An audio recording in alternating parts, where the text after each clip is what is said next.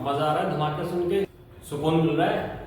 भारत सरकार ने कहा था कि 7 मई को हम मॉक ड्रिल करेंगे।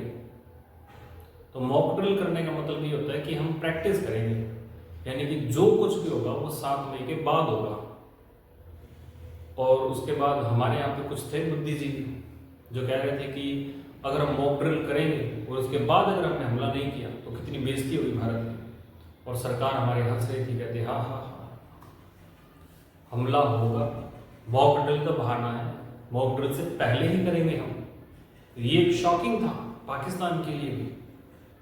पाकिस्तान ने कहा था कि हम पूरी तैयारी करके बैठे हैं, कोई भी इंडिया का प्लेन, कोई जेट जैसे हमारे एयर स्पेस में आएगा हम उसे हवा में ही ब्लास्ट कर देंगे। हम लोग गए, हमने ड्रोन से हमला कर दिया। वे जब हमारे पास वो स्ट्रेंथ है कि हम यहीं बैठे तुम्हें मार सकते हैं तो हमें आने की जरूरत कहाँ है। और शुक्र मनाओ हम आ नहीं रहे हैं वे। अगर हमने हमारी इंडियन आर्मी को क्लीन चिट दे दी तो आधा घंटा बहुत है पाकिस्तान को खत्म करने के लिए, हमारी आर्मी के लिए। सैल्यूट हमारी इंडियन आर्मी को, एयरफोर्स को, नेवी को, शाबाश चेतों। अब कई लोग होंगे जो इसमें सबूत मांगेंगे कि क्या प्रूफ है, क्या गारंटी कि आर्मी ने ऐसा किया है। अरे आप अपने देश में रह करके अपनी आर्मी के ऊपर क्वेश्चन कर रहे हो। और भाई जिनको सबूत देखना है तो चले जाओ फिर पाकिस्तान में, देख लेना वहां पे इंडिया की मिसाइलें आ रही है कि नहीं आ रही। लाइव देखो ना, सबूत क्या मांग रहे हो, जाओ वहां पे देख लो। और वैसे भी देखो गीता में लिखा है कि जिसका जन्म हुआ है उसकी मृत्यु निश्चित है। तो पाकिस्तान का जन्म तो हुआ ही था 14-15 अगस्त की रात को 1947 को। तो जिसका जन्म हुआ उसकी मृत्यु भी तो होनी ही है एक दिन। भारत का तो जन्म हुआ ही, हम तो हमेशा से थे। पाकिस्तान की आर्मी को मैं याद दिला दूं, वो तुम्हारे ही बाप दादा थे जो 1971 की लड़ाई के अंदर 93,000 लोगों ने सरेंडर किया था। अरे लानत है तुम्हारे आर्मी वाले पे, इतना 93,000, 1 लाख के लगभग लोग, इतनी बड़ी आर्मी कभी सरेंडर करती है? सरेंडर करती है जब लास्ट में 4-5 जने बचे तब, कि बस अब हम कुछ नहीं कर सकते, वो सरेंडर होता है। 1 लाख के करीब तुम्हारी फौज थी और तुमने सरेंडर कर दिया, ये ऐसी तो आर्मी है पाकिस्तान की। तो भाई पाकिस्तान की आर्मी तो तुम तो अपनी सलवार का नाड़ा टाइट करो और भागने की तैयारी करो, चाहे तुम्हें अच्छा लगे चाहे बुरा लगे, लेकिन बाप तो बाप ही होता है। तो कुल मिला के भाई बात ऐसे है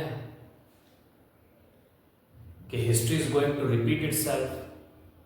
1971 में जो काम इंदिरा गांधी जी ने किया था, पाकिस्तान को तोड़ के बांग्लादेश बना दिया था, वही काम एक बार फिर से होने जा रहा है। तो कब तक हिस्ट्री पढ़ोगे? हिस्ट्री को बनते हुए देखो अब तो।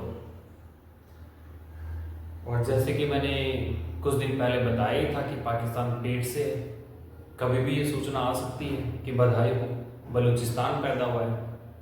तो हाल ही की सोनोग्राफी की रिपोर्ट में पता लगा है कि जुड़वा हो सकते हैं, बलूचिस्तान के साथ साथ सिंध भी पैदा हो सकता है। तो डबल बधाई। तो आज अपने पढ़ेंगे नहीं, आपने घर पे जाके आज क्या करना है, मस्त रिलैक्स रहो, चिल करो एकदम मस्त। कम से कम 2 घंटे वीडियो देखो। पहले तो वो देखो जो हमने अटैक किया है, उसके बाद वो देखो जो पाकिस्तान रो रहा है। हा, बड़ा मजा आ जाएगा। जो हार्मोन रिलीज होंगे ना, सुकून। पाकिस्तान की वीडियोस देखो। पाकिस्तान की आर्मी खुद कह रही है कि हमारे 9 एरिया के ऊपर अटैक किया है इंडियन आर्मी ने।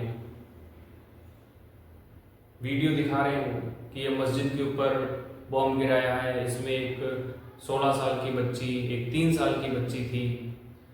तो भाई 3 साल की बच्ची मस्जिद में कर क्या रही थी? और तुम लोग लेडीज को, तो लड़के को वैसे ही मस्जिद में जाना तुम लोग अलाउ ही नहीं करते। तो सबको पता है तुम्हारे मस्जिदों में आतंकवादी बैठे हैं, चुन चुन के मारे जाओगे।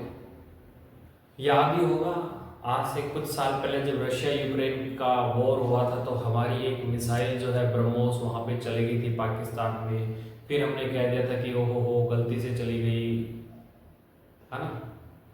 अबे वो चेक कर रहे थे हम तुम्हारे रडार सिस्टम को। तुम्हारा रडार ये इतने बेचारे इतने भोले हैं। लास्ट में हमने स्ट्राइक की पाकिस्तान पे तो उनका स्टेटमेंट क्या था कि वो अंधेरा था ना तो हमें हेलीकॉप्टर दिखे नहीं। अबे हेलीकॉप्टर को रडार से पकड़ा जाता है, आंखों से नहीं देखा जाता। पर इनके तो रडार भी चाइनीज होंगे ना, चले ही नहीं होंगे।